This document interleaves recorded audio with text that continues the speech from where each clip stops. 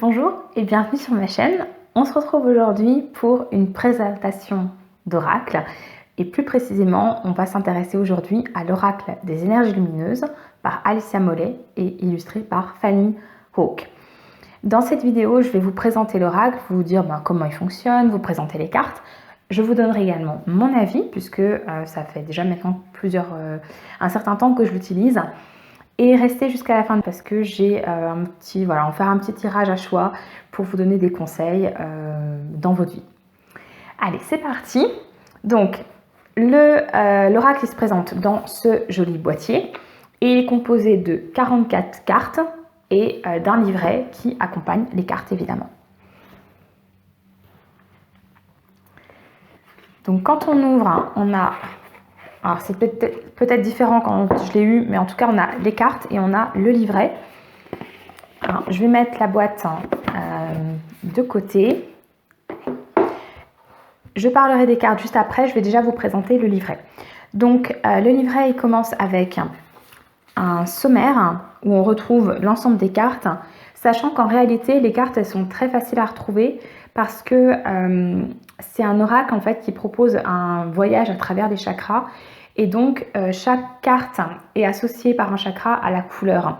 Et comme le livret est en couleur, eh bien on retrouve très facilement les cartes. Et honnêtement, je n'ai jamais eu besoin de passer par le sommaire pour retrouver les cartes et pour lire les messages. On a ensuite une petite introduction. Je vais juste vous lire le premier paragraphe. Donc l'oracle des énergies lumineuses est un voyage énergétique.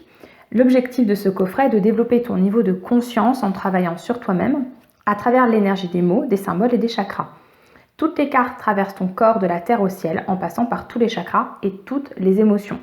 Donc en effet, le fonctionnement de cet oracle, c'est d'avoir des cartes qui commencent au chakra racine, enfin même avant puisqu'on a une carte qui représente la terre, qui représente Gaïa. Et ensuite, on a des cartes pour chaque chakra et on monte jusqu'au chakra coronal et on termine avec la carte de la source, donc qui est la connexion au ciel, à l'univers, à la source, au divin, voilà, comme vous voulez le nommer. On a ensuite des exemples de tirage qui peut en intéresser certains. Personnellement, je ne l'ai jamais utilisé. Et ensuite, on a les cartes les pages pour les cartes. Donc, la façon dont ça fonctionne, à l'exception de la première et de la dernière carte qui sont un peu particulières, toutes les cartes vont avoir donc une page avec l'illustration de la carte, le titre. Pour les cartes des chakras, on a une affirmation qu'on peut répéter pour activer ce chakra. Et ensuite, on a un paragraphe qui nous propose une version positive en fait de la carte et qui correspond un petit peu à la façon dont on peut ressentir les choses, dont on peut vivre quand on est dans l'énergie de cette carte. Et donc c'est ce vers quoi bien sûr on va essayer d'aller. Le deuxième paragraphe, il nous montre plutôt les blocages qu'on va vivre lorsqu'on n'est justement pas dans l'énergie de cette carte. Et donc selon le tirage qu'on fait, on va pouvoir se retrouver dans un ou l'autre des paragraphes et on va pouvoir justement travailler pour essayer d'être dans l'énergie au maximum de cette carte. Au dos, on va à chaque fois retrouver une petite page pour activer l'énergie de la carte. On retrouve à chaque fois la couleur associée au chakra, la note, le mantra et ensuite des questions. Donc là, par exemple, pour la carte du chakra racine, on retrouve la question « Qu'est-ce qui m'empêche d'agir et comment être moi-même ?» Et donc, c'est comme ça pour toutes les cartes. Voilà. Alors maintenant, je vais mettre le livret de côté, puis on va s'intéresser aux cartes en elles-mêmes. Donc voilà comment elle se présente, le dos est très simple mais très joli. Donc le jeu, comme j'ai dit, il est composé de 44 cartes. On a deux cartes qui sont un peu particulières. On a la première qui est Gaïa et donc la dernière qui est la source. Et au-delà de ces deux cartes, on a 42 cartes qui sont divisées en 7 groupes qui représentent les 7 chakras. Et donc, dans chaque groupe, on a une carte qui représente le chakra et ensuite, on a 5 cartes avec des mots-clés associés au chakra. Et donc, à chaque fois, on va retrouver la même couleur pour le chakra. Donc, je vais tout de suite vous montrer les différentes cartes. Alors, j'espère qu'il fait encore assez jour dehors. Il faut savoir que j'ai filmé cette vidéo juste avant. Enfin, je croyais l'avoir filmée. Et toute contente à la fin, je veux arrêter l'enregistrement et je me suis rendu compte que je n'avais rien enregistré. Donc je refais cette vidéo en espérant que vous voyez encore bien les cartes. Donc on commence avec Gaïa, avec cette magnifique carte. Je la trouve absolument splendide cette représentation. Ensuite on a le chakra racine. Donc à chaque fois on va retrouver donc la représentation du chakra et une couleur qui va rester la même pour toutes les cartes liées au chakra racine. Donc le départ, donc on voit bien cette illustration plutôt simple avec ces pointes de rouge pour représenter le chakra racine. La peur.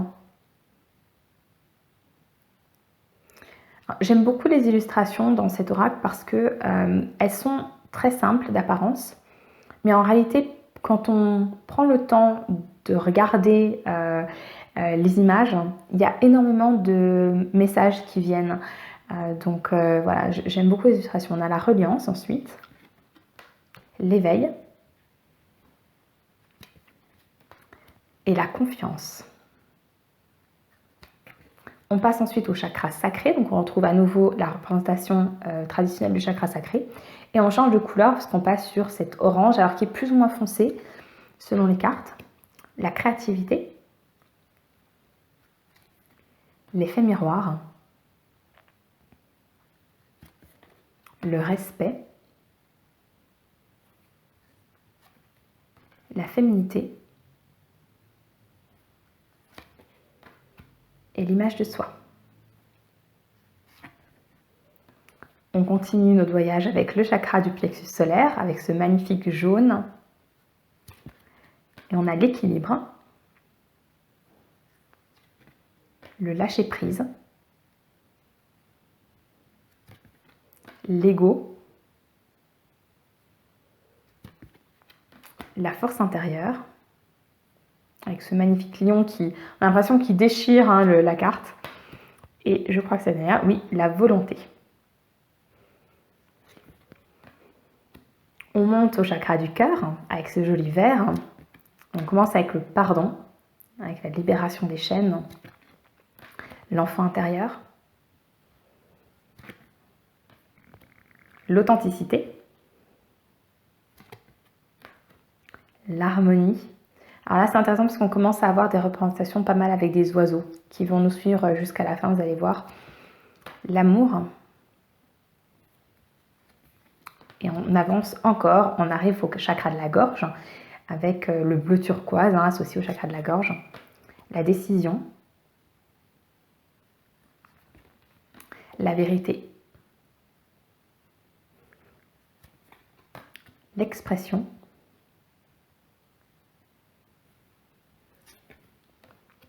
L'écoute.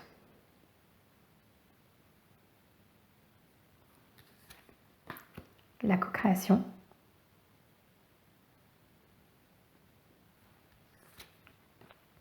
On arrive au chakra du troisième œil, avec ce bleu, bleu foncé, l'intuition, la sagesse, avec l'éléphant, le regard intérieur, la transformation, avec bien sûr la symbolique du serpent qui fait sa mue, la réalisation de soi. Et on termine avec le chakra coronal, la conscience spirituelle, qui est suivie, je vais vous la montrer en même temps, de l'ouverture. Donc on a vraiment cette suite dans les cartes avec la porte qui s'ouvre, on voit derrière la porte et ensuite donc ça s'ouvre, on a l'ouverture et l'âme, donc toujours avec cette image de la chouette ou le hibou. L'aboutissement, cette lumière qu'on trouve enfin au bout du tunnel, et enfin la connaissance ultime. Et donc la dernière carte du jeu, une fois qu'on a ouvert jusqu'au chakra coronal, bien sûr on accède à la source. Voilà, donc je vais maintenant vous donner mon avis. Alors j'ai déjà un petit peu commencé. Personnellement, je pense que vous avez pu l'entendre déjà dans ce que j'ai dit.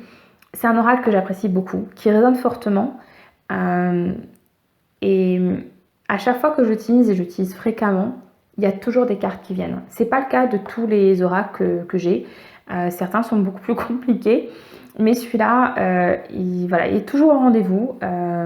Et c'est un oracle que j'aime beaucoup. Les cartes sont très très belles. J'aime les illustrations, elles sont à la fois simples et belles. Et comme j'ai dit, il y a toujours une symbolique derrière. Quand on prend le temps de regarder les illustrations, on a beaucoup de messages qui viennent.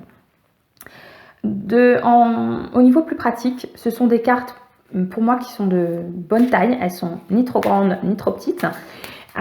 Et surtout, pour une personne qui, comme moi, n'a pas forcément de longs doigts fins, elles sont pas trop grandes. On arrive bien à les manipuler. Vous voyez qu'elles ne collent pas du tout entre elles. Bien au contraire. Donc, ce qui fait que pour les mélanger, c'est très facile. Et donc, voilà, on voit, alors je vais récupérer ma petite plume qui a fui sous l'effet du souffle des cartes. Mais voilà, elles se mélangent très, très facilement. Enfin, en termes d'utilisation, c'est un oracle que j'apprécie beaucoup parce qu'il est très... il s'utilise dans plein de situations différentes. J'aime beaucoup, par exemple, l'employer pour aller voir les énergies ambiantes, pour aller voir des blocages, pour aller voir des ressources. Et je pense qu'on peut aussi l'utiliser encore de plein de manières différentes. Donc voilà, il est très polyvalent. Voilà, c'est ça le terme que je cherchais depuis tout à l'heure. Il est très polyvalent. Donc maintenant, ce que je vous propose, alors je ne vais pas refaire le tirage en direct parce qu'en réalité, je l'ai déjà fait il y a 20 minutes. Je vais vous reproposer donc 2 pierres pour faire des choix et puis ensuite vous pouvez tout de suite aller voir la minuterie pour aller voir le conseil pour vous selon le choix que vous avez fait. Donc pour ce tirage à choix, donc je vous propose d'aller voir un conseil pour vous, selon ce que vous vivez actuellement. Donc le premier choix, ce sera cette pierre qui est un œil de taureau, donc avec des reflets un peu rouge, brun, orangé. Voilà, une très belle pierre. Donc ça, c'est le choix numéro 1. Et puis le choix numéro 2, alors je pense qu'avec la luminosité extérieure, elle va apparaître noire, mais en réalité, c'est une pierre verte, foncée. Je ne sais plus de quelle pierre il s'agit. C'est possible que ce soit une agate, mais j'en suis pas complètement sûre. Si vous savez, n'hésitez pas à me le dire en commentaire. Mais en tout cas, elle est verte foncée. Et selon la luminosité, elle peut paraître presque noire. Donc voilà, si vous choisissez cette pierre, c'est le choix numéro 2. Et donc, je vous invite à aller dans la minuterie pour aller voir le conseil pour vous. Alors, si vous avez fait le choix numéro 1, voici votre carte. C'est la carte de la vérité associée au chakra de la gorge avec cette image d'une femme qui enlève le masque des mensonges. Et c'est génial, ça s'est ouvert directement à la bonne page. Donc, je vais vous lire la version positive de la carte, donc ce vers quoi vous devriez aller. Et ensuite, la version négative, donc qui va peut-être résonner en vous si vous avez choisi justement cette carte, dans ce qui bloque actuellement pour vous. Donc, version positive. La vérité est pour moi une clé d'ouverture de ma porte intérieure. Car quand je suis sûre de détenir cette vérité, tout me paraît beaucoup plus évident. Et peu importe si elle est universelle, car il s'agit de ma propre vérité. Celle qui me permet de connaître et de comprendre pourquoi je fais telle ou telle chose. Maintenant, je vous dis la version négative. Je me voile la face. Je n'arrive pas à affronter la vérité. Je sais que je ne suis pas honnête avec moi-même, que les choix que je dois faire sont difficiles, et je préfère rester dans l'ignorance plutôt que de m'embarquer dans la confrontation. La vérité est parfois difficile à admettre et à trouver, mais elle est libératrice. Et donc, pour vous aider, si ce message résonne, voici 2 questions à vous poser. Quelle est ma vérité et comment admettre la vérité?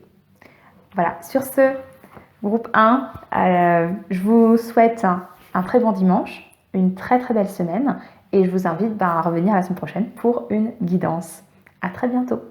Bien, donc si vous avez fait le choix numéro 2 avec cette pierre verte, voici la carte qui était sortie tout à l'heure, donc c'est le chakra racine. Donc deuxième carte de cet oracle qui arrive juste après Gaïa, donc qui nous parle bien sûr de l'ancrage à la terre. Donc tout d'abord, je vous lis la version positive de la carte et ensuite je vais aller voir la version négative. Donc la version positive, c'est ce vers quoi on vous conseille d'aller et la version négative, elle va peut-être résonner pour vous. puisqu'elle peut parler justement de ce que vous vivez actuellement et des blocages que vous avez par rapport au chakra racine. Donc voici la version positive. Je me sens bien dans mon corps et à ma juste place. Je peux même parler d'une certaine stabilité, qu'elle soit émotionnelle ou physique. Je me trouve souvent au bon moment, au bon endroit. Je sais que ma connexion au monde physique est puissante et qu'elle me permet de prendre le recul nécessaire dans chaque situation. Et ensuite, voilà la version négative. Je me sens parfois comme désaxée et en insécurité quand je sors de chez moi. J'ai beaucoup de craintes qui m'empêchent de prendre des décisions, voire qui me mettent dans l'impossibilité totale d'agir. Je ne me sens pas toujours à ma place. J'ai besoin de me reconnecter à mon chakra racine en méditant, en écrivant ou en faisant une activité proche de la terre. Alors, je vais vous lire les 2 questions qui sont associées, peut-être qui peuvent vous aider. Donc, qu'est-ce qui m'empêche d'agir et comment être moi-même? Et pour finir, si cette carte, elle résonne pour vous, voici une phrase, une affirmation que vous pouvez vous répéter le matin ou le soir avant de vous coucher. Je suis connectée à la terre, je m'ancre ici et maintenant. Voilà, je vous mets la page assez proche, je ne sais pas si ce sera visible, donc je suis connectée à la terre, je m'ancre ici et maintenant. Bien, groupe 2, sur ce, je vous souhaite un très bon dimanche, une magnifique semaine. Et si ça vous intéresse, je fais des guidances sur cette chaîne, donc n'hésitez pas à revenir pour la semaine prochaine pour une guidance. À très bientôt.